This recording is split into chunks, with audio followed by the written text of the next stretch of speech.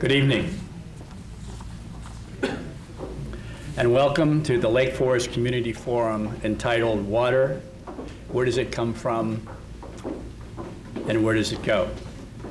I'm Jack Reisenberg, 3rd Ward Alderman, and this is Kurt Volkman, Chairman of the Lake Forest Collaborative for Environmental Leadership.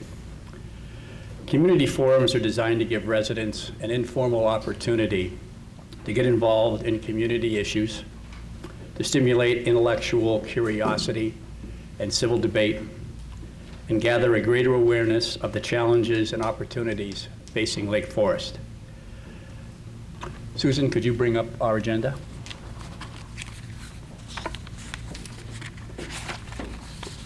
Well, we got item number 1 out of the way. I handled the introduction.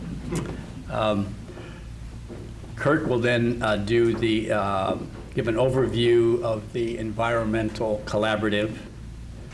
We have a short water quiz, which we're going to ask you to do, and then we'll talk about the answers after the presentation, after all the presentations. Glenn Adelson will be the first presenter, and he'll be discussing water in our region. Kurt will be back up here to talk about our fresh water. Our wastewater will be handled by Jim Sullivan, Science Department Chair at Lake Forest High School. I forgot to mention that Glenn is the Associate Professor of Environmental Studies at Lake Forest College. That'll be followed, Jim will be followed by John Centel, who of course is the president of the Lake Forest Open Lands Association, and he'll be discussing our stormwater. The last presenter will be Kristen McCain. Kristen is the collaborative's representative from the Lake Forest School District 67. Then we'll talk briefly about the answers to the quiz, and we'll certainly have a lot of time left over for the Q&A. We've tried to keep the presentations to each one to 5 minutes. Hopefully we'll be able to do that, so we'll have plenty of time for the community questions and answers. Kurt? Thanks, Jack, and thanks everybody for coming out tonight. This is a surprisingly good crowd on a hot summer night. I know we were competing with a concert in the square and auto show and something else. Maybe it's the fact that this room's air conditioned is what the appeal was. But thanks for coming out. We thought it would be important to spend just a few minutes explaining what this collaborative is. It's the group that has been spending time pulling together the content for tonight's discussion. And I thought I'd just give you a little background on how we came to be. Lake Forest actually has a long history of stated commitments to environmental stewardship, going all the way back to 1861 when our founders established the Latin motto, which I won't attempt to say, but the English translation is love of nature and science, or love of nature and learning. Last year, as part of the city's strategic planning process, we ended up developing an entire chapter in the strategic plan to focused on environmental stewardship. And it includes things like promoting environmental education and sustainable practices, energy efficiency, and things like that. Last month, Mayor Schoenheider signed the 2015 Sierra Club Cool Cities Sustainability Agreement, which is a mouthful, but it too reinforces and kind of renews the city's commitment to greenhouse gas reductions through energy efficiency and renewable energy, water conservation, alternative transportation, recycling, et cetera. So we have the strategic plan objectives, we have the sustainability agreement commitments, and about a year ago, Bob Kiley in the back and several other people in town started thinking about the best way to harness all the good ideas and talent in town and these various organizations to begin to implement some of the initiatives that will be required to achieve some of these objectives. And that led to the formation of what we're calling the Lake Forest Collaborative for Environmental Leadership, or Collaborative for short. Next slide, please. These organizations here are represented on the collaborative. Each of these groups has assigned a primary and secondary representative to the steering committee, and you'll actually get a chance to meet most of them tonight. We signed the Memorandum of Understanding earlier this year. We had our first meeting in February, and we've met at least monthly since then, particularly as we prepared for this evening. Next, Susan. Our goals are pretty simple. Number one is to promote awareness across a wide range of topics, including energy and water and waste and ravines and invasive species, et cetera. Number two is to develop and promote community-wide projects and programs. Number three is to engage residents in participating in those programs. And lastly, where appropriate, we'll assist in the development of responsible city ordinances and policies. So this theme of awareness and engagement are kind of our guiding principles as we think about what we do. In our first meeting, we brainstormed on what we should focus on in our first year of existence, and we came up with 3 projects or 3 areas of focus. The first we're calling regreening of Lake Forest, and this is in response to the anticipated loss of more than 100,000 ash trees over the next 5 to 10 years as part of the emerald ash borer infestation. We've been working very closely with the city's forestry staff to figure out the best way to help residents really understand their options for treatment or replacement. And when they do decide to replace, we're strongly encouraging them to use native species, but do it such that we end up with a diverse population of trees. So we don't find ourselves with a 20% of another species of tree that's subject to the next wave of diseases or pests that we believe is inevitable. The second project, we're in the early stages of planning and seeking some grant money for. And it's intended to be kind of a showcase ravine education and restoration project. As you may know, we're blessed to have some beautiful ravines throughout the city, and we think it's important that residents understand how important they are for a lot of reasons, including water quality, which we'll talk about tonight. But if we successfully get the grant we've applied for, we will showcase the ravine, the Seminary Ravine, which is the one at the south end of Forest Park.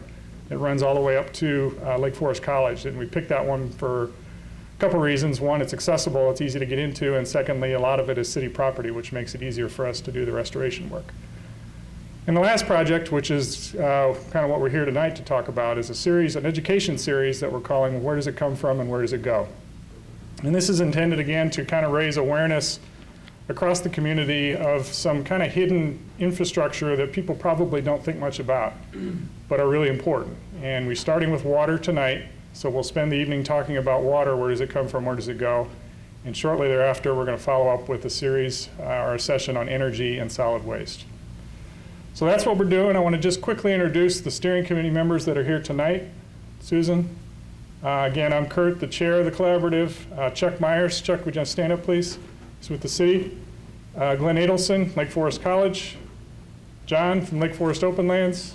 Jim from the high school. And Kristen representing District 67.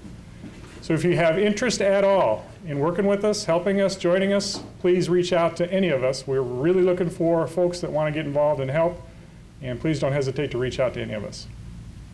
So with that, Jack, I think it's time for a quiz. Okay.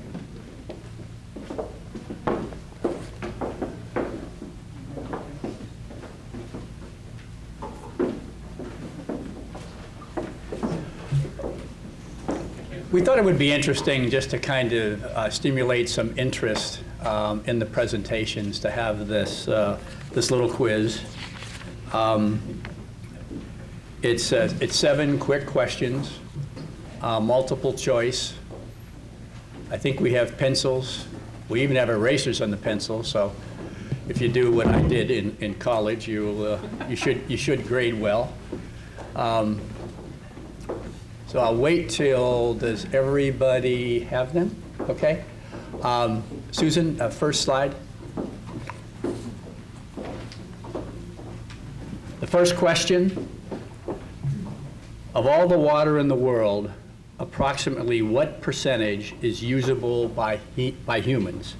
For instance, that means fresh water that is not frozen in ice caps and glaciers.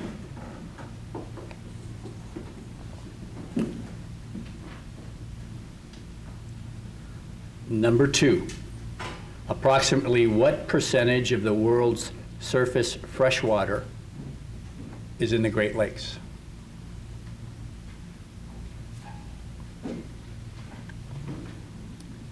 Number 3, retention time is the time that a substance remains within a liquid or gas before being lost to the system. What is the approximate retention time for a pollutant such as motor oil in Lake Michigan?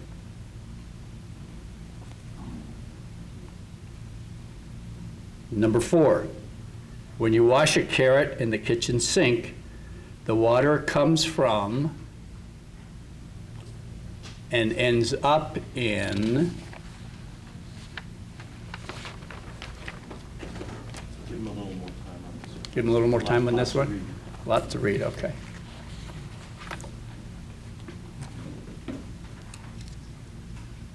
All right. The next one.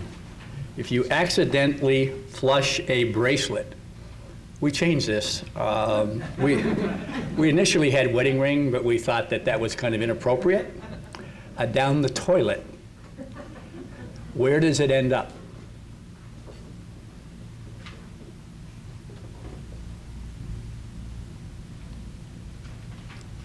Number 6, the city of Lake Forest today comprises approximately 11,200 acres. Prior to settlement, Lake Forest had approximately how many acres of wetlands to store rainwater?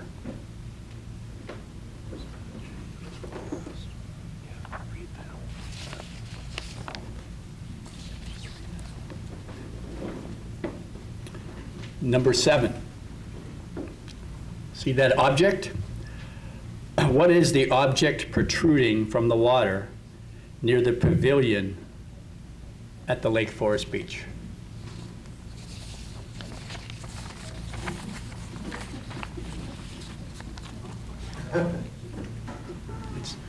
It's part of that cell tower ordinance we discussed it. We decided not to move it, to put it at Barra. Okay, so with that, we will discuss the answers later on. The answers will be given as part of the presentations. So as long as you do have erasers, you feel free to whatever.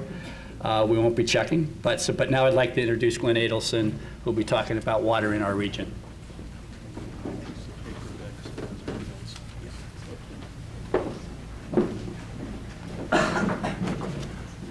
Thank you, Jack, and thank you to everyone for coming today. As a college professor, I tend not to stand in one place, and I like to run around the classroom, but I know that the videographer needs me to stand near the microphone. I can usually project loud enough for you to hear, but not for him to get it on tape. The most salient fact about our world. What's the most salient fact about our world? It's that it's a water world. It's a world that is approximately 72% of the surface area is water. But when you look at this water world, what do you see? I'm going to answer the first quiz question right now. Of all of the water in the world, approximately what percentage of it is usable by humans? Who's got an answer? It's got to be fresh, and it can't be in ice cap or a glacier. Thank you, thank you. I like volunteers. Yes, 2.5%. And in fact, in terms of surface area, in terms of surface water, it's really under 1%. The fact that it's 2.5% is because of aquifers. North America is actually blessed with the Great Lakes, which I'm about to talk about, and the Ogallala Aquifer, which underlays the center of the continent. That's a huge amount of the world's fresh water. Not every other place is so blessed.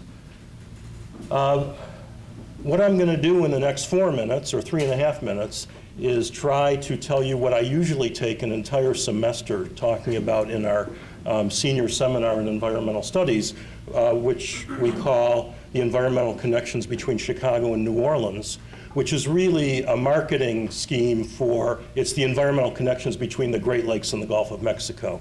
And those connections are water connections. And I'm going to try to explain very quickly how these water connections work. You can see here, what you're looking at is unique. There is nothing else like it on Earth. There is nothing else even close. There are no other Great Lakes. There's the Great Lakes of Africa. They're smaller, and they're fewer, and they're much farther apart. We are in the best freshwater spot in the world. But let me give you a bit of information here. In 1950, if you were to list the 5 largest lakes in the world, the five largest inland bodies of water, the first would be the Caspian Sea. The second would be Lake Superior. The third would be the Aral Sea.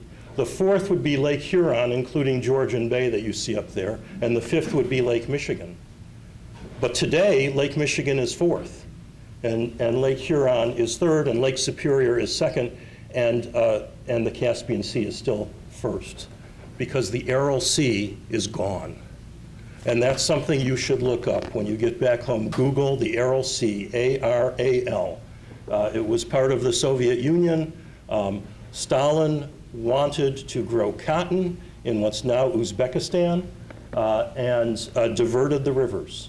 And a lake that was larger than Lake Michigan is basically gone. It's 3 small lakes that comprise about 20% of what was the original area. So in my courses, I will hold a class by the side of Lake Michigan and say, imagine this gone. And none of you can really imagine Lake Michigan being gone. It's impossible to comprehend. But we have to be careful. We have to have a love of science, nature, and learning in order to make sure that Lake Michigan stays, because you will learn today that we are drawing water from Lake Michigan and sending it to the Gulf of Mexico. Approximately what percentage of the world's surface fresh water is in the Great Lakes? What you're looking at right here. 21%, that's right. 21% of all the surface fresh water in the world is ours. It's right here. It's 4 blocks that way. And that's something that we should feel very fortunate about, and we should take a lot of care to preserve. This is a gift of a glacier. I'm sure most of you know that 15,000 years ago, where we're standing was 2 miles thick in ice. And as that ice melted, it did a lot of things to the landscape. It created the Great Lakes, and it also created moraines, which are ridges. And the ridges you can see here is I don't know if you can make out that it's maroon, but you see circling the Great Lakes is the Great Lakes drainage basin boundaries. And those are the moraines that the glaciers left behind. What they mean is anything interior, a raindrop that falls interior to that boundary goes into the Great Lakes. A raindrop that falls exterior to that boundary goes into another drainage system. Look where we are, and look where that boundary is. That boundary is really close to the Great Lakes. It's as close as it gets where we are now. So let's go to the next slide. This is another way of looking at it, and of course, there's a human history behind it here. Green Bay Road is a subcontinental divide.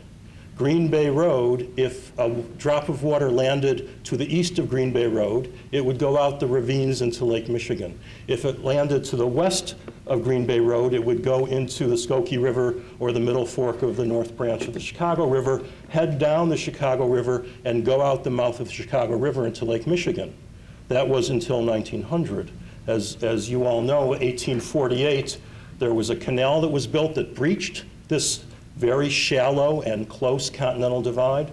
And then in 1900, the river was reversed. The flow of the river was reversed. So now, water that lands, a drop of water that lands 2 feet to the east of Green Bay Road goes into Lake Michigan. A drop of water that lands 2 feet to the west of Green Bay Road goes into the Gulf of Mexico.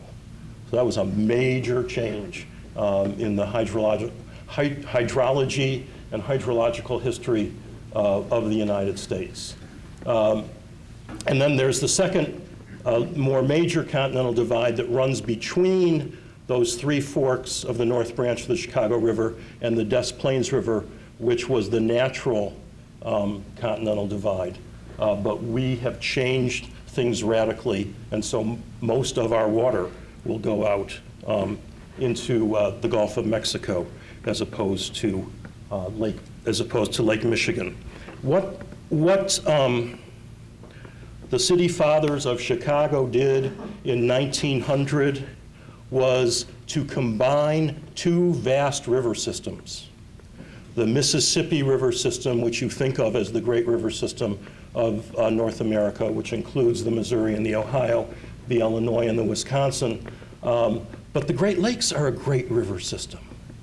It's interesting to think about what is a lake. The Great Lakes have a current, and the current in the Great Lakes takes water out through Niagara Falls, the St. Lawrence Seaway, into the Atlantic Ocean. So the Great Lakes are actually a huge river system, and they have a current, and the current, as it goes by the mouth of the Chicago River, it's actually going south. And then it curves around and comes back north, because of course it has to head north into the Straits of Mackinac and out to the Atlantic Ocean that way. And that leads us to our third question that I'm going to answer now. The retention time, a pollutant, a benzene molecule, or a pharmaceutical that you use, a prescription drug that you might flush down the toilet, how long does it stay in Lake Michigan before it flows out through the Straits of Mackinac? 6 months? Well, the answer is 99 years. 99 years. So if you'll go to the next slide, I just want to give a shout out to Nora Logue, a student at Lake Forest College working with the Environmental Studies program this summer, and she put together this map, which you should have a handout of and which will be seen over and again throughout the presentation.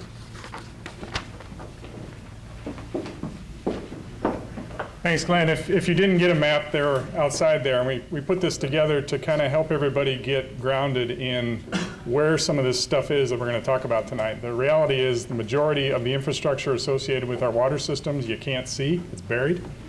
But there are some critical facilities and structures that we are going to talk about tonight, and these maps are intended to kind of help you get your bearings and figure out where they are in town. So I'm going to start with freshwater, and you see on this map there's kind of three key facilities, if you will. One is the water plant, which sits right on the lake and draws water from Lake Michigan.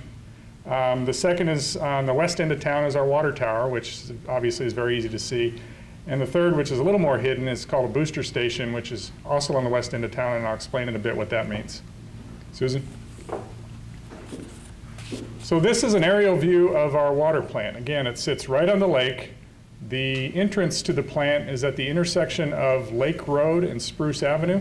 I'll show you a picture in a second of what the entrance looks like. This was actually first built in 1890 by a group of private citizens, and it was called the Lake Forest Water Company, which the city purchased from that group in 1921.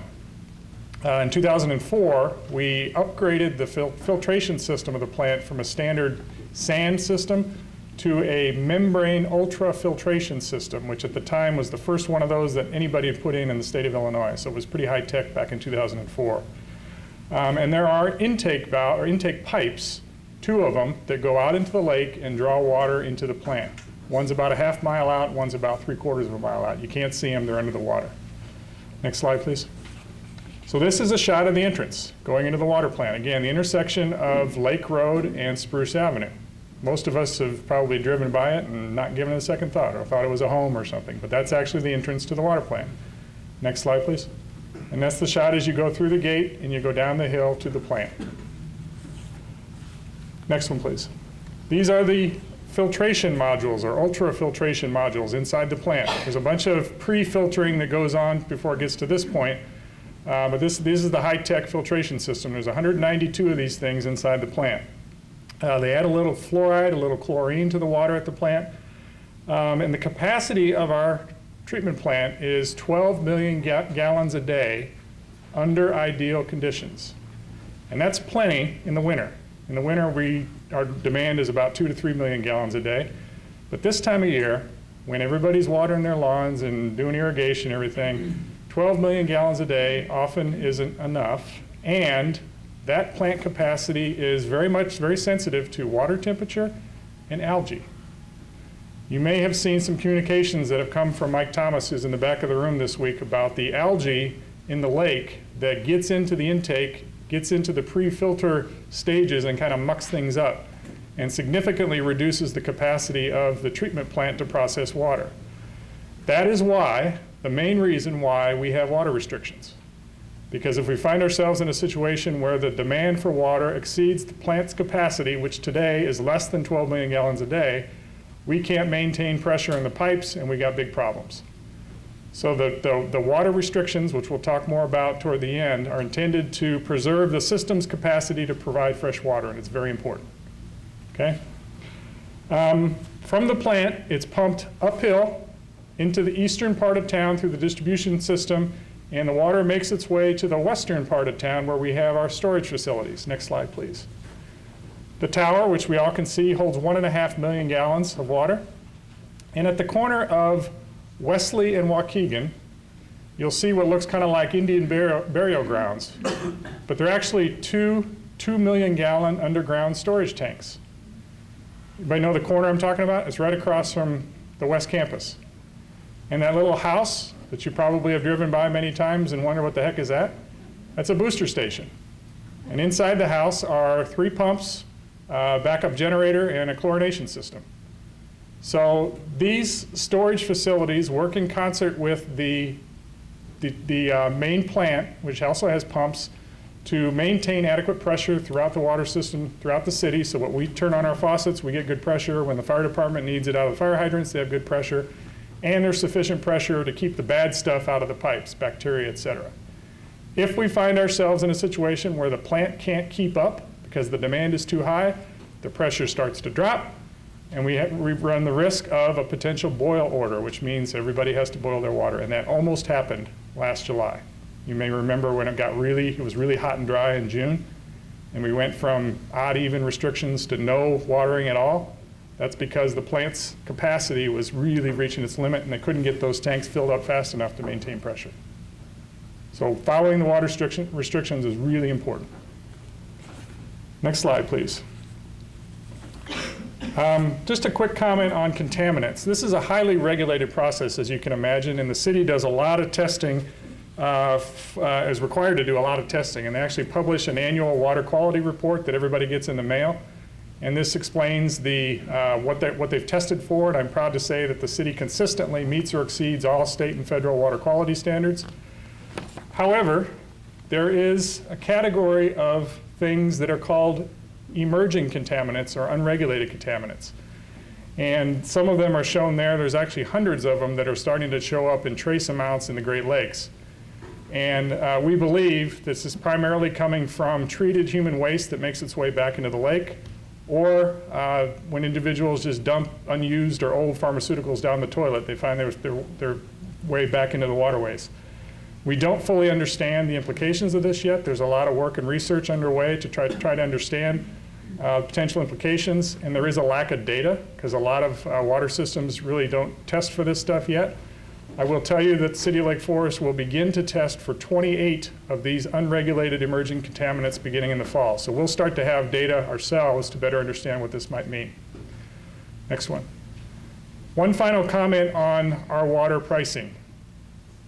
We pay $6.50 per 1,000 gallons, plus a fixed meter charge, which depends on the size of your meter. For me, it's $25 a quarter. So I pay $100 a year plus $6.50 per 1,000 gallons. That's less than a penny a gallon. I put that in perspective. I went over to CVS this afternoon and saw a 24-pack of Ice Mountain bottled water that was on sale for $5.99. If I wanted to buy 1,000 gallons of Ice Mountain bottled water at $5.99 a 24-pack, what would you guess it would cost me? Roughly. Take a guess. Don't have to get out the calculator. Susan? $1,900 versus $6.50 for city water. Even worse, the Aquafina bottle on the right was on sale for $1.57. 20-ounce bottle, good water. If I wanted 1,000 gallons of it packaged that way, what would it cost me? Susan? Almost $11,000. Not only is our city water highly filtrated, very clean, very regulated, it's cheap. And one of the actions we'll talk about at the end is a strong encouragement to drink city water, reuse the bottles. You could fill up a 20-ounce bottle like the one on the right 10 times for a penny with city water. But just because it's cheap doesn't mean it's infinite. Glenn talked a bit about the state of the Great Lakes. We have declining levels in Lake Michigan, as you probably have read about. We have water system capacity constraints that we need to be mindful of, which are driven largely by our irrigation habits. But keep in mind, too, there's parts of the country that are not very good responsible users of water and never have been, places like Las Vegas and parts of Arizona and parts of California. And there's one Great Lake that's completely in U.S. borders. Which one is it? Lake Michigan. All the others are shared with Canada. So if parts of the U.S. start to really, really need water because they've run out and those places exist, it may not be long before we're talking about another different kind of pipeline running from Lake Michigan. So use water wisely. And I'm going to turn it over to Jim.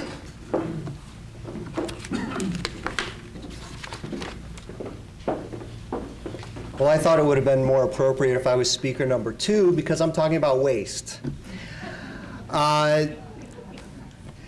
Our system, the things I want you to look at on this little map are the NSSD water treatment plant. That is the North Shore Sanitary District, the NSSD pumping station. And the Seminary Ravine is a little bit north of Lake Forest College. That goes, there's a pipe that'll go to the NSSD pumping station. So, okay. It's okay. A lot of good things about Lake Forest, but one great thing about Lake Forest is that our storm water that's falling on your roof, and our wastewater is collected in different systems. So that means the North Shore Sanitary District doesn't have to take the expense to clean it if it's just water falling from the sky. So the sanitary sewer is going to eventually end up at the North Shore Sanitary District. And down at the bottom there's the pipe. If you live east of Western Avenue, then the waste, and I should say not just waste, but waste water, because the waste water is 99.8% water, and all the waste combined is only about 0.2%. So it's waste water. Anyway, that flows, never mind. So through the Seminary Ravine to the pumping station at the beach, if you're east of Western Avenue. If you are west of Western Avenue, gravity alone will take it to the NSSD Sanitary District treatment plant. And that is located on Clavey Road in Highland Park. Okay, and there it is. Now, at this plant, three categories of processes take place. The first, the three are physical, biological, and chemical treatment of the water. And physical is simply two screens. First one's called the bar screen, and that screen is going to trap all the larger particles, all the larger things like, you get diapers in there, you get rags in there. The craziest thing they said they'd ever found in there was a tire. Now, how that got in there, I have no idea. But they also received a phone call back to the ring from someone who was frantic and said that their ring was missing and they wanted it returned, and could you please look for it? I don't think that was going to happen. But anyway, first part is physical. And there are a series of settling tanks for physical separation. Well, first we went through the screens, and now you got the big stuff, and that stuff goes to the landfill. Then they go through a series of settling tanks. And as the water is pumped through these settling tanks, the flow is slowed down greatly, so the larger particles will fall to the bottom. Sludge is collected down at the bottom. If it can't be reprocessed, and they put some of it back into the system, and then microorganisms will break some of that down, but most of it is going to be dried and sent to a landfill eventually. The physical then is, so it's a series of settling tanks, and the last settling tank will then send it to the biological process. It's also a tank, but it's filled with little rocks where the waste will adhere to these rocks. And once it adheres to them, bacteria will start eating it. And it gives off, the bacteria will give off eventually, because there's a couple sets of bacteria that are used, some that use oxygen, some that don't, and you'll end up with nitrogen gas, which is the main component of the air anyway, and water, and it's a great process. It's been in existence for 100 years. So the biological, the bacteria will eat the waste. What's left of that, there'll still be some wastewater, and chlorine in the last step, the chemical step, will kill anything else that's going to be in the water and that could cause any problems. And Kurt talked about the medicines going, sometimes medicines end up in the toilets. If you put them in the trash can, they're going to landfill. You put them in the toilet, they're going to come here, and they're not filtered out. And they do have an effect on the organisms that live in water systems. Police stations, Lake County Sheriff Department has pickups for, drop-offs rather, for medicine. Lake Bluff Police Department has it every day. But throughout Lake County, they have them periodically. So look for those instead of just throwing them away. So once it is treated with chlorine, then the water is released. Slide. It's released by the Botanic Garden. Many of you have seen this view before, to the Skokie River, the Chicago River. It's going to end up in the Gulf of Mexico, as Glenn pointed out at the beginning. So the water to flush the toilet comes from Lake Michigan. The water, after it's treated, ends up in the Gulf of Mexico. Now, pricing. Most of the money goes towards electricity and natural gas to run the North Shore Sanitary District that serves a number of communities.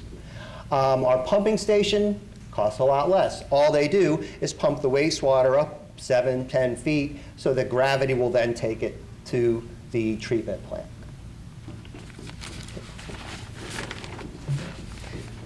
And now John's going to talk about some nicer water.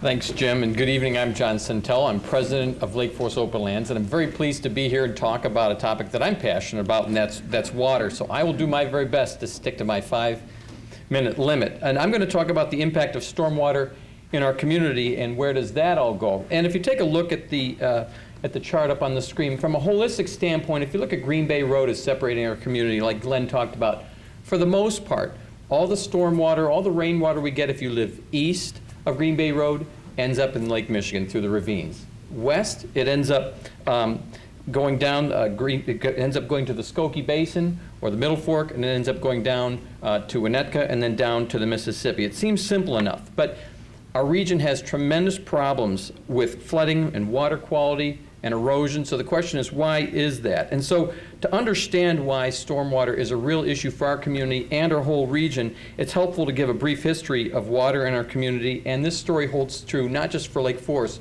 but really the North Shore of Chicago. So we all know that Illinois is called the Prairie State, but in actuality, we could have been called the Wetlands State.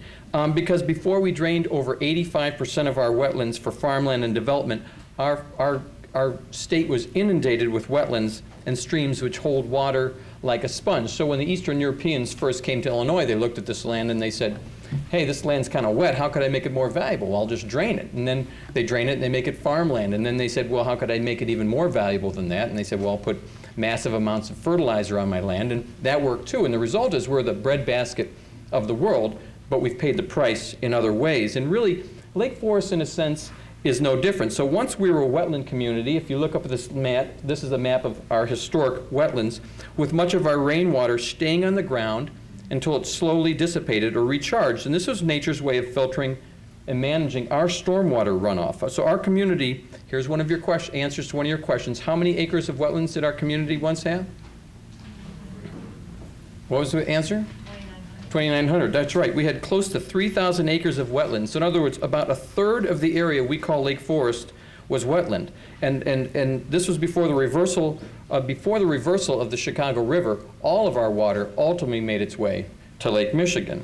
So today, most of our wetlands are gone. And why? Because over the years, development's goal was to get the water off the land as quickly as possible. And so, why don't you go to the next picture? All right, so we channelized our ditches like what was once called the Skokie River and directed our storm sewers to the ravines to efficiently get the water off our farms, our roofs, our driveways, parking lots, and yards. So we sent it down the road rather than keep it on the land. But now we're seeing problems with this. Again, flooding, erosion, water quality problems, and fewer trees to absorb the rainwater. So where does our stormwater runoff go? Well, again, on the west side of town, east of Green Bay, it flows through storm sewers to the Skokie River and the Middle Fork branch, and eventually finds confluence at the north branch of the Chicago River, and then the majority makes it to the Mississippi. In fact, the Skokie River actually leads to the Skokie Lagoons down in Winnetka. So when you hear people in Winnetka complaining about flooding, sometimes they always say that's kind of your fault. And you say, well, actually, it kind of is our fault. So this is a picture of the Skokie River, now called the Skokie Ditch. And these rivers didn't used to be straight, they used to meander, but they were reconstructed to get the water off the landscape as quickly as possible, and a straight line is the best way to do that. So you can see the erosion here from storm events that sends our very valuable soil downstream. So erosion and flooding is really a problem along the Skokie. Why don't you go to the next slide? So, but on the east side of town, most of our water flows through storm sewers and heads to Lake Michigan via the ravines. So whatever fertilizer you put on your lawn that's not absorbed, or the car wash you dump down your sewer, or the soil washed away from your yard, the water you direct from your roof or your driveway or parking lots heads right to Lake Michigan, the same place we get our drinking water from. So here's a picture of stormwater from Fort Sheridan heading to Lake Michigan, and I'll talk to you about the volume in just a moment. So during a storm event, the amount of water rushing through our ravines is really quite intense. And you're correct if you say, but I thought the ravines were supposed to take all the storm water and transmit our storm water to the lake. Well, you're right, but what's different is it's not natural, the amount of water we're sending down our ravines or the kind of water we're sending down our ravines. So our ravines used to expect this much water to go down them. Now we're sending this much water down our ravines, and that's the problem. And so we can't put a round peg in a square hole. So this causes substantial erosion to our ravines, and you can go to the next slide if you want. Substantial erosion to our ravines, and ultimately reduces our water quality, and it causes instability in the ravine, and it hurts the flora and the fauna in our ravines. And so this is actually a slide of Walden Ravine heading into Lake Michigan. It's actually not raging there. That's right around the corner from where I live. But there is a direct connection between your driveway and Lake Michigan if you live east of Green Bay. So the reality is that scientists are expecting the severity of rainstorms and associated flooding, like what we had back in April, to increase. Most climatologists will tell you that the frequency and intensity of severe storms has increased in the Great Lakes region, and that means more dramatic flood events, more dramatic stormwater events. So you've probably heard the term green infrastructure. So in terms of stormwater, that term really means keeping the water on the landscape as much as possible and letting nature economically do the job that it was intended to do. It's best for nature and for economics, our community's economics, to keep rainwater where it falls to reduce runoff. So you'll hear a moment of the many things that you can do to help water and stormwater. And in terms of stormwater, things like rain barrels, disconnecting your gutters, rain gardens, all those kinds of things are very beneficial. And I would suggest plant a tree, a native tree, preferably an oak. there's some great facts about large old trees. In one day, one large oak tree can lift up and transpire over 100 gallons of water out of the ground and put it into the air. Think about the amount of water that our oak trees in this town absorb. So every time you see an oak tree gone, you say, wow, that really adds another 100 gallons to the sewer system, to our stormwater system. Trees can intercept between 7% and up to 22% of stormwater runoff from impermeable surfaces. So if you really want to do something about Lake Michigan, plant a tree.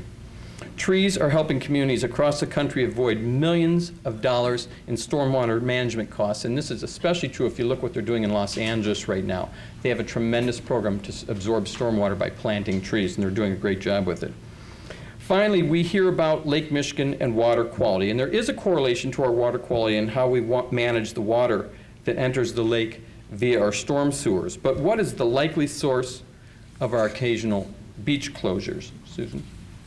Well, we've seen these guys. Our beach closures really have to do with E. coli bacteria in the water, which testing shows is mostly avian and wildlife generated. In other words, DNA data has identified E. coli as the contributed by animal waste and stormwater runoff, and gold droppings as the primary source of E. coli in the water near our beaches. There can be infiltration from aging infrastructure and sanitary sewer lines, and perhaps stormwater overflow from cities to the north of us. There's been a lot of talk about, it's never been proven, but a lot of talk that perhaps Milwaukee, when they discharge their stormwater overflow, it makes it way down here. But basically, we can attribute it to wildlife and the gulls. So this is what primarily happens during a storm event is E. coli in the lake sediment and the sand is kicked up or washed off the shoreline or down the ravines into the water. So when we have a terrific storm event, all this runoff, the washing off the rocks in the beach, and an occasional stormwater overflow is what leads to the beach closure. And by the way, that device Glenn talked about, which is called SwimCast, takes meteorological data and formulates a predictive model based upon previous bacteria readings to predict E. coli levels. So it's not really testing the bacteria in the water. What it says is it has general data on amounts of E. coli in the water, and then it makes a predictive model based upon weather patterns, and it says, here's what we think is happening. So our beach closure problems are caused primarily by gulls and sand and stirred up by weather, but stormwater can contribute to that. So I think I've actually reached my allotted time, and so I would just ask that the next time you're putting fertilizer on your lawn, ask yourself, couldn't I use a little less? Because otherwise it's just going to go right down the ravines or down to the Mississippi, and they don't need it. So thank you very much.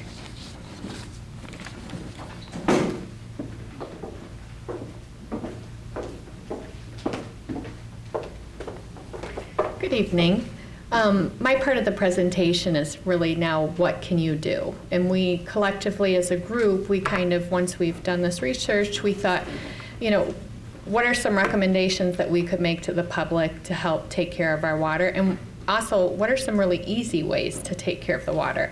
I have 3 young children, so, you know, easy and basic are hopefully what you'll find these recommendations. The first is to follow our water restrictions and to consider watering less. Here are the water restrictions. They're found on our city's website, and the restrictions are in place from May 15th to September 15th. And basically, it's encouraging residents to water every other day. How the water restrictions are implemented is that, for example, my address is 143, so since I'm an odd numbered house, calendar days, I water on the odd days of the month. Basically, so every resident's watering every other day. The watering ban's in place from 10 a.m. to 8 p.m. And the reason being is that if you're watering in the height of the day in the sun, the water that you put on your lawn more quickly evaporates with the afternoon sun. In the event of a drought or an emergency water shortage, the city can impose further water restrictions. But I did want to point out the exception here is with new landscaping, that it's reasonable that we understand if you've sodded your grass that we want to, you know, we don't want you to lose your investment, and that there's an exception for new installations. And why is this important? Well, first of all, because I think Kurt pointed out that, you know, there's costly investments to improving the water treatment facility, and also that impacts our property taxes. Another reason is just kind of simple. Established lawns that are watered less, they actually grow deeper roots, and then they become more hardy. So kind of the trend that a few of us have started doing in our own yards is letting them go brown. Well, actually what ends up happening on a hot day like today is the grass becomes more hardy and bounce backs easier. And also, I think we talked about briefly was this boil order.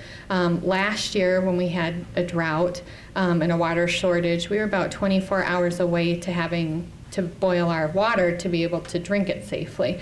So I think that's kind of a dire situation that we want to avoid. If I can water my grass less and my neighbors, we can be smarter about knowing what the water restrictions are, that I think we can have a positive impact on water. There's also some steps that we can do for our property.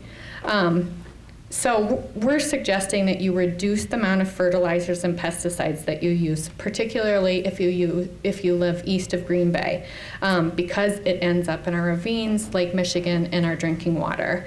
So we're not advocating get rid of these products, but maybe just use less of them. And know how they do impact our water supply. A lot of our local landscapers are offering organic options, which maybe that's something worth your while to research. And also by mulching, you can save water. And it's interesting that just caring for your lawn can have an impact on our water. Someone asked before the session started tonight, how do I mow my lawn?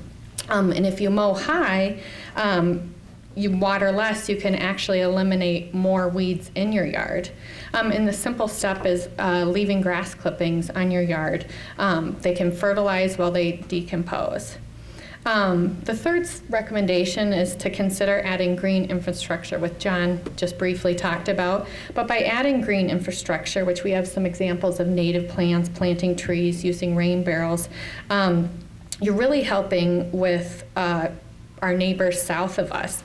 And by reducing the amount of storm water that flows downstream, we're impacting our neighbors, such as in Highland Park, but we're also helping improve water that's carried down all the way down the Mississippi into our neighbors down south in the southern states. And it also, we're reducing the number of chemicals that flow into our drinking water that make their way through the ravines. The next steps are kind of simple recommendations for all of us in our home. Looking for the WaterSense label. So this is basically WaterSense is a partnership with the EPA, and it's so that consumers like I and all of us can find products that are more efficient. It reduces our water consumption, it saves natural resources, and it saves us money. So if you go to the WaterSense website, they have a whole list of partners, everyone from Kohler to smaller brands, for products such as faucets, shower heads, toilets, irrigation systems that you can find with a variety of different vendors.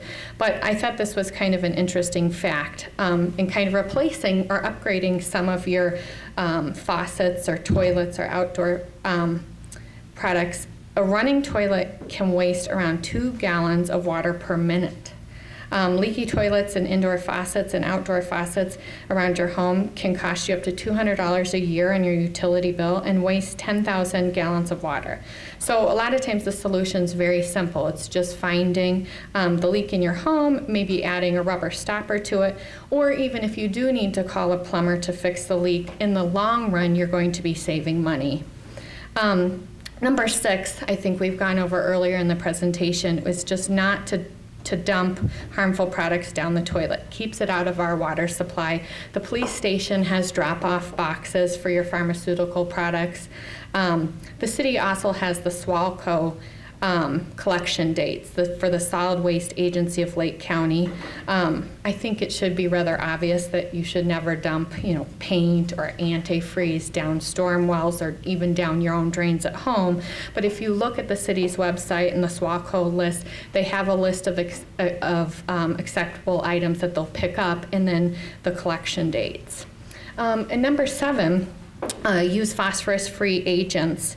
Some of you had seen the article that Kurt alluded to. It was in the Gazebo News on Tuesday, but it noted that we have high levels of algae at our water treatment plant. So basically, higher level of phosphate levels can destroy the health of our lake. As algae grows with these detergents, it encourages algae to grow faster than it would naturally occur. And what ends up happening is you get muddy, green-colored rivers and lakes. It smells bad. It makes it unsuitable for swimming, but it also can make our drinking water more expensive to filter. It can spoil the taste. You get that algae smell. And in a worst-case scenario, algae blooms can starve fish. They not give them oxygen, and it can dry up lakes. So this is really not a new recommendation. In 2010, most of the states across the U.S. adopted legislation to stop using phosphates, and to all of the major brands, if you check the label, typically have phosphate-free detergents. But some of the critics have said, and I know I was one of them when they did this 2 years ago, I said, it's not cleaning my dishes well. And so I hope now you'll be a little bit more an educated consumer. And I had found an article in Good Housekeeping that kind of gave tips if you're using phosphate-free detergents, how to make them work a little more effective like your older detergents used to. The first suggestion was to use the gel packs. They've shown that the gel packs work a little better than just the detergent. 2 would be, not overloading your dishwasher, running smaller loads. And 3rd would be, when you have food on it, rather than allowing the food to dry, just quickly wipe it off before it dries. So hopefully those will help you with using these safer detergents. The next slide shows kind of our last tips, which are super easy and should require very little work. Number 8 is drink our water. In kind of talking to some friends, I had a few friends who were shocked that the City of Lake Forest water is safe to drink. It's clean. I hope you realize now what great water we do have. And by drinking the tap water, what you're doing is you're eliminating the energy consumption that comes along with water bottles. What we're advocating is to, use your container. Instead of buying a bottled water, just refill your container. I know they're already doing that in the schools. And local tap water, it's not only good for you, it's good for the environment, and it's good for your wallet. Number 9 is very simple. Just pick up after your pets. This makes sure that the E. coli doesn't run into our rivers and lakes. And along those lines, I know John spoke about the problem with the gulls. Just when you're at the beach, please pick up after yourself in your garbage. And by doing so, we can help reduce the number of the E. coli levels associated with the gulls, and reduce the number of beach closings, which I hope now all of you know is the source of our drinking water. So I hope you'll find these steps very easy, and in closing, I'd like to say, it's everybody's job to take care of our water. So thank you. Water in the world, approximately what percentage is used? Well, that's 2.5%. Glenn also talked about 12% being the answer for approximately what percentage of the world's... 21.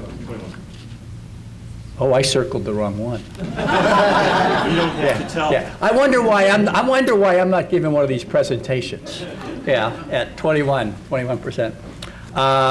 Number 3, Glenn also, by the way, Glenn, to his credit, wrote all these questions, or the majority of them certainly.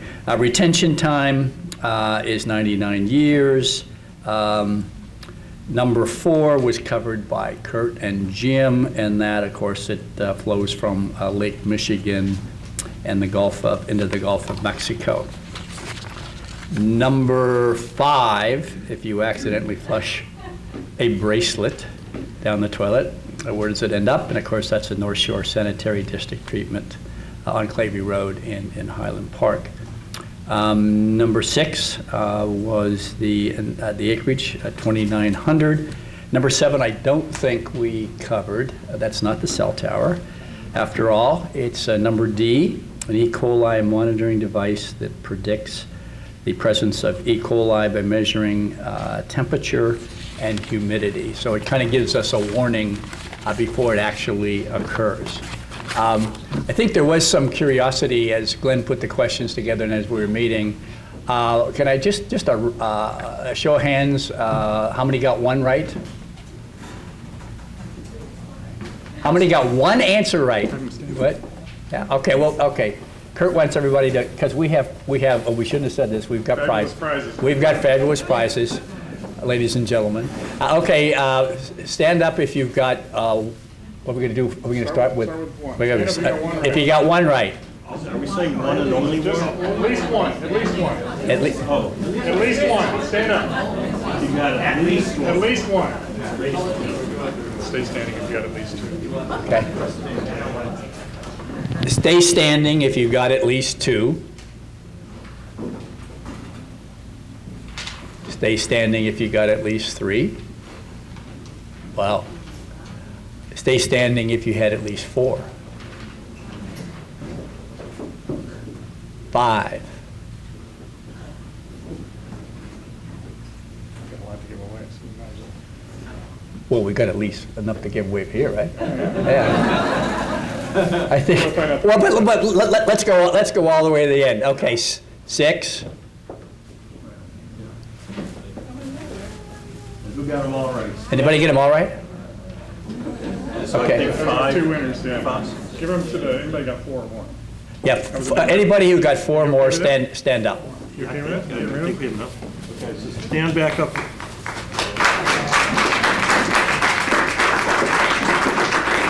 Number 5 is a Lake Forest mug that you can refill. It's actually a Lake Forest fresh water absorbing drinking.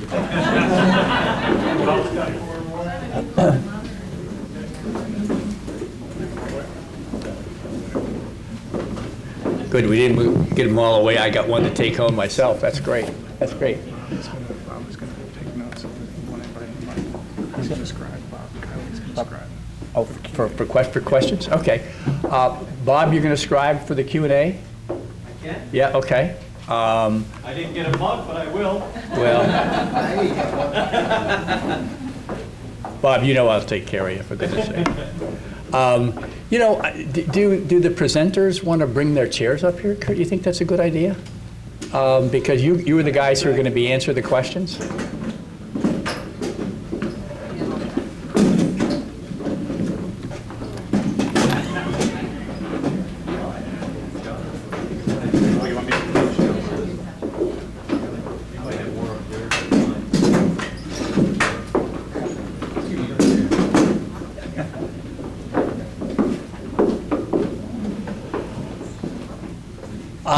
Do we have, questions, comments, et cetera? Please, yes, sir. I'm not sure I understand the collective in terms of the scope. Is it just Lake Forest or Lake Bluff, or what's the scope, geography-wise?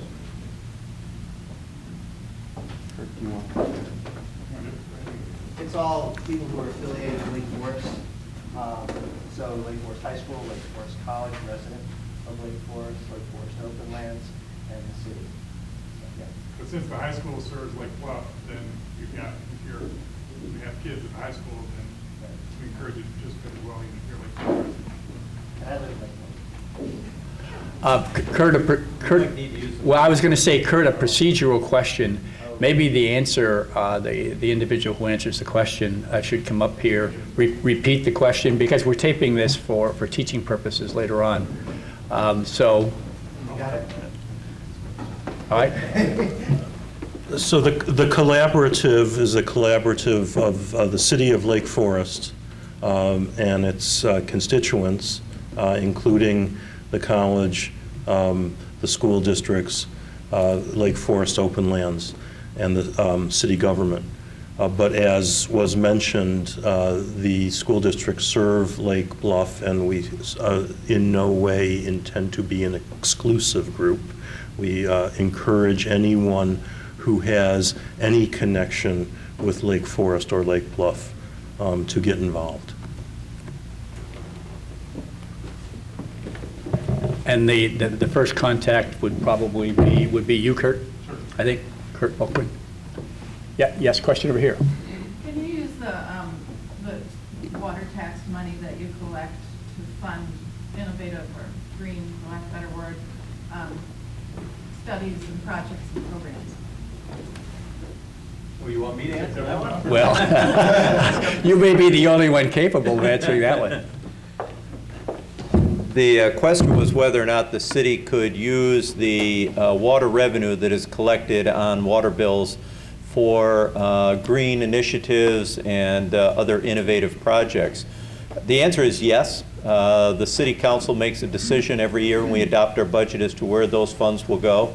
I will tell you that the pricing mechanism up to this point in time has been really for just the operation and capital replacement costs associated with the water plant and the sanitary sewer system. But there's nothing that says that that can't be identified and used going forward. Yes, ma'am. I couldn't help but notice on the wonderful early slide of the drinking water treatment plant at the lakefront, what great solar exposure it had. And as I was thinking that, the electricity use came up in the comments. Is there any thought with all of the new technology there that solar could be added for electricity generation and eventually cut that power bill a little? I might ask, Mike Thomas is in the back of the room. Mike, you might have to come up and, it's a good, very good question. Yeah, right. Repeat the question. Repeat the question. Repeat. So the question is, could we replace our energy use down at the water plant with some potential solar? And the potential is there, sure. We spend probably, our estimation, I think we're around $130,000 a year on electricity for all the pumps and all the material and all the equipment down at the water plant. So it's a lot of money. And again, the water revenue that we receive pays for those bills. So absolutely, that's something that we could look into. We are somewhat confined down at the water plant as far as space, but that's something we can look into. There aren't any national security concerns about using the flat rooftop there? No, we actually, I won't go into it too much, but we have our own plan and material that we supply both the federal and the state government on security issues, so we're covered there. Yes, sir. What long-term green infrastructure solutions do we have to reduce stormwater overflow? Michael? I'm thinking. Could you give him a half hour? Do you want to help too? The question is what type of green infrastructure that we may be investigating to help with stormwater runoff, and John, you might be able to address it as well, and I would actually, these two gentlemen probably could answer it better, because our infrastructure, we obviously focus on our storm sewer system, lining the storm sewer system. A lot of it at times gets infiltrated with roots, but if you want to address. Well, one thing I can mention for sure, as you see around the city, we're starting to incorporate bioswales. So those are important catch basins, basically, but they're planted with native plants that a lot of people have talked about today. So those are great ways of keeping water on the site. We're trying to do more with more permeable mechanisms in our parks and in our city to keep water on the site as well. There's two things. Yeah, I was going to say the exact same thing. So you're seeing more corporations and homes and parking lots putting bioswales in, which not only works to retain the water in the landscape for a while, but actually works as a cleansing mechanisms. A lot of times you'll see a bioswale lead to a wetland and then a tertiary cleaning system and then go to Lake Michigan, which is great. Permeable surfaces. Concrete is not a great thing, but permeable surfaces are wonderful things. And so if you're replacing a driveway, putting in a walkway, the most permeable surface possible is great.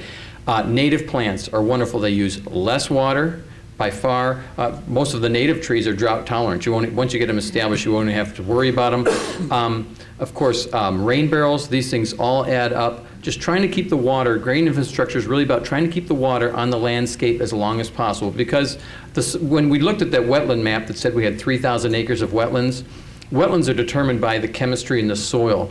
And you can't recreate a wetland soil and you can't get rid of a wetland soil. So these soils are ready to absorb water and they're there. They're called hydric soils. So if we can find ways to keep the water on the landscape, keep it longer on the landscape, it would be terrific. You look at the Skokie Ditch, the goal of the Army Corps of Engineers and our sanitary district is to get the water off the landscape as quickly as possible. At some point in time, I think we'll find ways to slow the water going down the Skokie Ditch a little more. We may add some meanders in there. We may be able to make the banks a little softer so water can go up in the landscape a little bit. So all of these things contribute to keeping the water on the landscape a little bit longer. Hey, John, while you're there, can you talk about the fear of if I keep water on my property, I'm going to have more mosquitoes? Yeah, that is not actually. Repeat the question. Okay, yeah, Bob has a question. There's the fear that if I keep water on my property, that I'll have more mosquitoes. That's actually not true. Healthy wetlands and healthy areas that have water in them actually reduce mosquitoes because all the other critters come in and eat the mosquitoes. The issues where you get more mosquitoes is really these sort of unnatural buckthorn-infested thickets where the mosquitoes just kind of hide underneath the leaves and that sort of thing. That is not what's good. For example, if you look at the restoration project that the Lake Forest Country Day School did on the street where they have a wetland out there now, that's absolutely the right thing to do. That was once a wetland. It was a buckthorn thicket. They removed the buckthorn, got some air circulating in there. They have a wetland in there now, and you'll find that will greatly reduce mosquitoes. And so that's a fallacy that water on your landscape increases mosquitoes. What increases mosquitoes is water in things such as if you have an old tire, or you have a bird bath hanging around, or you have a bottle cap or something like all those little things, which are unnatural water holding devices, will breed mosquitoes. One last thing that I have to mention, John alluded to it earlier, trees, plant trees. That's probably one of the single best things you can do. And as you know, Emerald Ash Borer, we're losing a lot of trees right now. So as you're losing those, replace those trees. And of course, we're going to promote native. So. Aren't we having a native plant tree sale? Yes. As a matter of fact, we are, and the date is... Repeat the question. I'm sorry. Susan just pointed out that we are having a native tree sale in the fall. Mary, you can help me. I think it's October 12th at Ellowa. So definitely come out to that. There are a number of these native plant sales these days. Independence Grove has one with the Forest Preserve, but also Lake Forest Open Lands does. They did theirs a couple months ago. But we're going to be joining with Lake Forest Open Lands at Ellowa on October 12th. So please, if you want to pick up some trees, give them a shot. They're beautiful. You can work them into your landscape, I'm sure. Can I add something? Sure. I mentioned that I teach a course on the environmental connections between Chicago and New Orleans, and we are lucky in one sense. Wetlands have been lost throughout the country, and the loss of wetlands has tremendous negative impacts.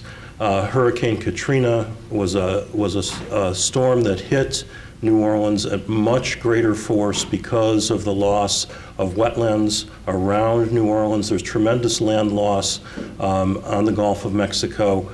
You can imagine when a hurricane is over water, it's actually feeding off the thermal energy of the water. When it hits land, that's a friction that slows down the hurricane. And so the loss of land, almost all of it wetlands, caused Hurricane Katrina to be much more severe than it otherwise would have been. We don't have to worry about that, and we're quite lucky in the Chicago area. But another thing that's a connection between Chicago and the Gulf of Mexico is that we use fertilizers, and those fertilizers, we tend to overuse fertilizers. When we put fertilizers on plants, whether it be our lawn or whether it be a farmer in Iowa putting it on corn, it's always a little better in our mind to use just a little bit too much, because if we use a little bit too little, then we might lose our lawn or lose our crops. What happens is we put too much fertilizer on, the plant doesn't take it up. And so the nitrogen and phosphorus ends up going down the Mississippi River into the Gulf of Mexico, and we in part are causing what's called an anoxic zone in the Gulf of Mexico from our use of nitrogen and phosphorus fertilizers. What wetlands do is they process that. This slows the system down. The plants in the wetlands community, these are organic molecules. Plants have great ways of taking organic molecules and turning them into leaves and stems. And so that, by having wetland buffers, we cause less of the nitrogen and phosphorus to get into the Mississippi River system, to get into the Gulf of Mexico. So I could go on, and I know John wants to jump up and say a few things here. The value of wetlands is just tremendous, and as John mentioned in his presentation, that was the first thing the European-based settlers did and continue to do in what's now the United States, is to try to get rid of wetlands because they were unproductive. Glenn's absolutely right. Just a fun fact, or it's not so fun though, is that the dead zone in the Gulf of Mexico is about the size of the state of New Jersey, and it sort of changes its course every year and that sort of thing. But it's an anoxic zone, a deoxygenated zone, and it's caused by basically nutrients that go down the Mississippi and come from Illinois. But the fact is that Illinois is the #1 contributor to the dead zone in the Gulf of Mexico, the #1 contributor. Now, the majority of that is agricultural runoff. So, you know, if you talk to your senator someday or your congressman, talk to them about that and encourage farmers to use less. But Chicago and our area contributes a certain percentage of that, a lot of it through the Metropolitan Water Reclamation District, but we contribute a certain percentage to that dead zone. So anything you can do, it all adds up to reducing the dead zone in the Gulf. We have a couple. You had a question back there, or did we answer your question? Well, just related to this idea of regrading and planting native species in our wetlands and other woodlands and so on, it might be an interesting idea for the District 67 and the high school to create a way for the children to get involved by maybe bringing a plant sale through the schools. It can teach them a lot. And I have bought some of my native plants through Open Lands, and you know, they're doing great. And then there's more butterflies, and then there's more this and that and everything. So maybe the schools could get involved with a sale. It's a good idea. Yes, sir. As I understand it, we were about 24 hours away from having a boil order last year, which sounds as if we have an adequate reserve margin on our potable water capacity. And I'm just wondering if, besides all these ideas we have here, has there been any thought to increasing our potable water capacity by acquiring a new treatment plant and other infrastructure that might be needed to do that? Shall I? Yep, absolutely. The question was, is there any thought for us to increase our capacity to supply water? That obviously costs money. It's approximately, our best estimate right now is about $1 million for every 1 million gallons of increase of water. So as we noted, our plant is rated at 14 million gallons a day. So if we were to increase that, we need to obviously have the revenue to do such or pay for it via bonds. We do have emergency interconnects with Lake Bluff and Highland Park, and we've got a good working relationship with both communities. If we were, and actually last year we were in that position during the month of July, where we were actually receiving water from the village of Lake Bluff. They receive it from Jawa out on 176, and then in the fall months, we will turn around and give what we have received from them back. But that's just it's a larger question. When we designed this water plant back in 2000, we designed it with some extra capacity, approximately 4 million gallons compared to what we were typically pumping. What we have seen from year to year is a significant increase in irrigation system permits. And I'll take responsibility that we haven't reacted accordingly. The revenue is good, but a lot of people in Lake Forest have irrigation systems, and each year those permits keep coming in. And we're getting to that point where we're hitting it every year. Where back when this plant opened up, we had an issue back in 2005 where we had a hard time hitting demand. We had a little bit in 2009. Now we're beginning to see each year where we're having a tough time meeting that. So it is directly related to irrigation.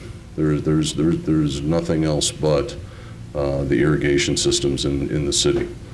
So when we go from 2 or 3 million gallons in February, upwards of 12 or 13 right now, it's all for lawns. It's all for irrigation. So we can look into that. We probably will be looking into that because we need to be self-sufficient. We can't rely constantly on Highland Park and Lake Bluff. They've got their own expectations that they need to supply that water to their residents. But it takes capital. So. It would seem like a natural move to charge more for people who are using a lot of water for their lawns and use that to fund green infrastructure. The question was, should we charge and have a different rate structure and charge more for charge more per gallon for people that use more? That is one of the recommendations and things that we're going to look at here in the next couple months, is potentially proposing a different rate structure. If we look at what our capital needs are, what our operating needs are, and look at those as flat costs, and then in addition to that, have an escalating rate for people that use water. So basically, the high users are going to pay more money for it than those that don't. But many towns have switched to that. Because the challenge becomes in our water fund, where we pay for not only our water plant, our water mains, our sanitary sewers, and operation and maintenance of all of that infrastructure, if we don't have a good year selling water, well, we've got a challenge the next fiscal year as far as our capital improvements. It's all related. So if we look at it differently and say, this is the base, this is what we need to maintain the infrastructure, and then put a charge on for water. But that's something we need to discuss with the city council, and the city council ultimately needs to adopt that approach. Yes, sir. If you're going to charge a different rate for people who are irrigating their lawns, would you have to have additional meters? The question is, would we need additional meters or different style meters for people charging? We would just simply have a rate structure that we read your meters every month, although we bill them quarterly. We would take a look at what your traditional water usage is for the months of January, February, March, April, May, October, November, December, and we can tell very easily on average how much more you're using for irrigation. So we'd put together a tiered system that says, for X amount of percentage above what you typically use, your rate is X. You go larger than that, it's Y. So we would not need an additional meter. We simply would just, again, base this on your usage compared to what you use in non-irrigation months, which is your basic potable water you use every day. In back.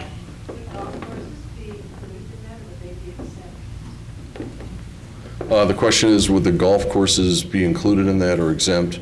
Deer Path Golf Course is one of our largest, actually, water customers here in the city of Lake Forest.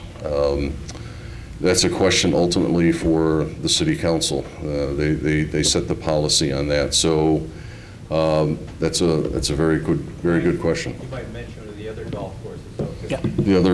The other golf courses have water wells. So if we take a look at Knollwood, Conway, Onwencia, they're all on a water well system. West Campus, when you drive by 43 and 60 and you see, we've got restrictions and they're irrigating, those are on water well systems. So Deer Path Golf Course does not have a water well system. Our estimate right now for installing one is over $1 million, I believe. So we've got to see the payback on that for people that use Deer Path Golf Course. I just wanted to comment, Mike, on the irrigation systems. I'm a member of the Landscape Design Association of Chicago, and I can't tell you how much time we spend talking about plant death related to oversaturated soils from irrigation systems, in particular the death of oak trees due to over-irrigating the lawn around them. So you need to win plants the big paper by figuring out how to reduce the amount of water being put on our soil. Just one other thing that might seem obvious, but but it's something that everyone should consider, is that when you're putting water, when you're watering your lawn, you're using water that's gone through this filtration system that's had chlorine and fluorine put in. There's a tremendous amount of expense that's been put into this water to make it drinkable. And you're taking water that had all this value added, all this cost added to make it drinkable, and you're putting it on your lawn when any water could do. Clearly wells are the best thing for that. So I have a sprinkler system, and I have not turned it on in a couple years, and last year was the real test. And so in the neighborhood, I was definitely the guy with the brown lawn. However, and my wife said, boy, I tell you, the neighbors are really getting mad. Look, our lawn looks really bad, doesn't it? And I said, well, just watch in the fall. It will come back. It'll start, the roots are going deeper and deeper. That lawn will come back. And sure enough, when it started to rain again, my lawn was really green. So your lawn will adapt. It will put its roots down deeper. You really don't have to water. It will handle itself. And so save yourself a lot of money and save a little bit of Lake Michigan too. 3 more questions. Could you walk me through how that water from the stormwater system east of Green Bay gets into the lake? It goes through pipes, but then how does it get into the lake? You don't clean it out, just the stormwater that's picked up oil and picked up blacktop and picked up dog droppings and fertilizer, and it just goes straight into the lake in a pipe?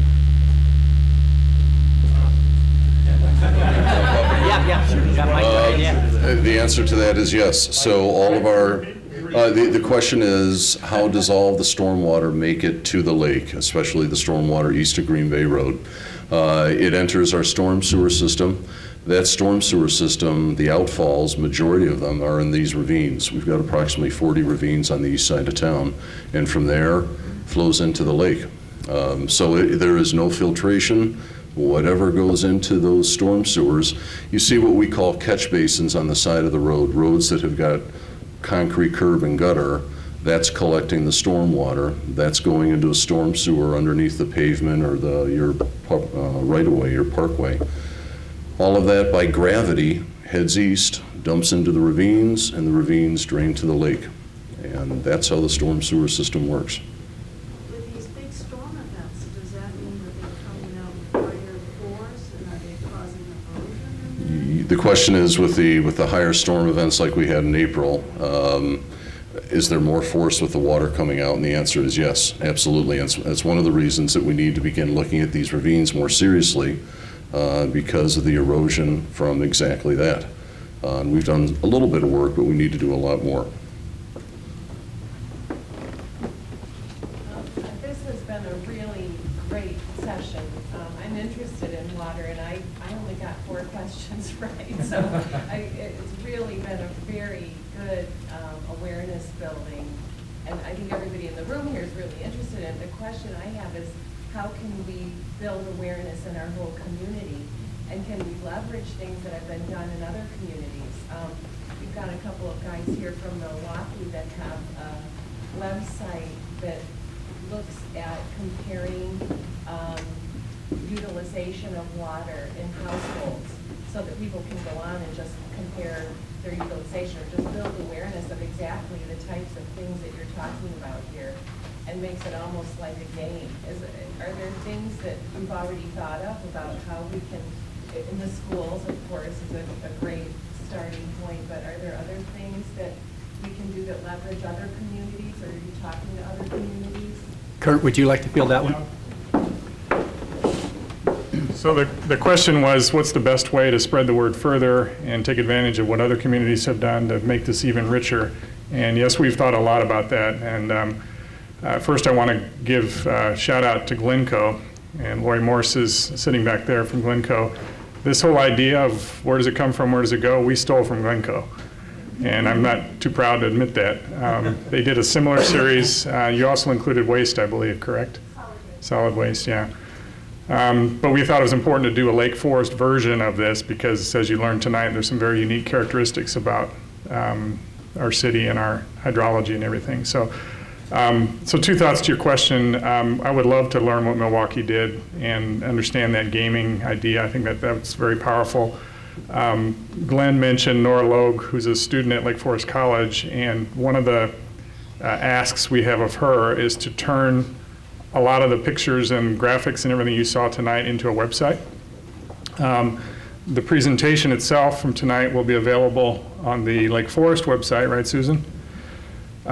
We have had one meeting with the head of the science curriculum for District 67 and 115. He's 115's here. 115's getting ready to speak. To inform them that we were doing this and to begin thinking about the best way to weave this into the science curriculum in the elementary school districts. And we have the head of the science department at the high school is on the collaborative, so he's actively thinking about ways to weave it in. You want to make a comment, Jim? Sure. Another thing that you may see on weekends, we had over last year 1,000 students working at Lake Forest, Lake Bluff, Open Lands, and some other areas.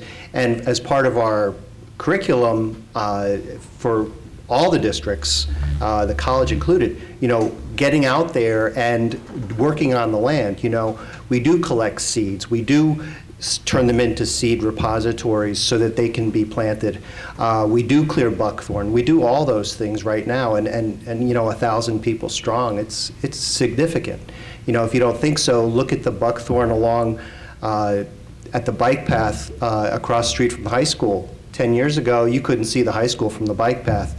Some students made use of that, but now it's a clear shot. You can see easily. And it's a much more natural setting, and the baby oaks actually have a shot. Yes. Can I just make one more comment? If you have ideas on the best way to get this out and embed it into existing forms of communication, please let us know. We're open to ideas. Last question? Yes, ma'am. A lot of the neighborhoods have, I don't know if they're retention or detention ponds, they have ponds. Okay, is there any recommendation for the managing of that water? Because I know in our neighborhood, we've got, a pump, but we also had chemicals, and supposedly the pump was supposed to eliminate the need for chemicals. I don't know if we just don't know what to do, or we're not paying attention, or are there any recommendations for what would help? Well, I don't know which ponds specifically, but the way that retention ponds are built today and are designed today are very different than the way they used to build retention ponds. You see a lot of traditional retention ponds that are built with very large stones or gravel beds and that sort of thing. And they're very deep with aerators and that sort of thing. And that worked at that point in time. But truly, you can do retention ponds today and have them be truly functioning ecosystems. And if they're functioning pretty well, it will take limited management. So that means if you have more gradual edges to them with native plants in the beds, if you put fish in there, a lot of the little critters will find their way and you'd be amazed. But you really shouldn't have to, chlorinate or clean, or, some people put grass carp in their ponds to eat the bottom vegetation. I guess that works to a certain degree. But I would say to try to naturalize those retention ponds as much as possible, and you'll find that they really will start to take care of themselves with minimal maintenance. But I would say some of the ponds around here, probably aerators are required to keep some of it. And to tell you what, one of the issues, you see people do aerators to keep the algae and thing off of their ponds, but the reason their ponds are getting so much algae in them is because of all the fertilizer from the local neighborhood that's being fed into the pond. And so, if you put a buffer zone between where that access point is, a lot of that will be filtered out. But, you've really got to change the behavior of everybody near those retention ponds to help those ponds. Hey, John, if they want someone to consult with, who might that be? Well, you can certainly call Lake Forest Open Lands, and we'll give you our advice. And we also have a lot of contacts of people that do this for a living that we'd be happy to put you in touch with, and they can come out and consult with you. But we're always happy to give advice if we can. So. That concludes our session this evening. I personally would like to thank Kurt and John and Glenn and Jim and Kristen for putting this presentation together this evening and for carrying my water in many ways. And I'd also like to thank you. We were a little concerned, because of the concert and other things going on in the middle of the summer, how many people we would get at this event. And I can tell you that these presenters put a lot of time and effort into putting together this presentation, and I can assure you they're very appreciative of you coming out here so that they could share it with you. Thank you very much.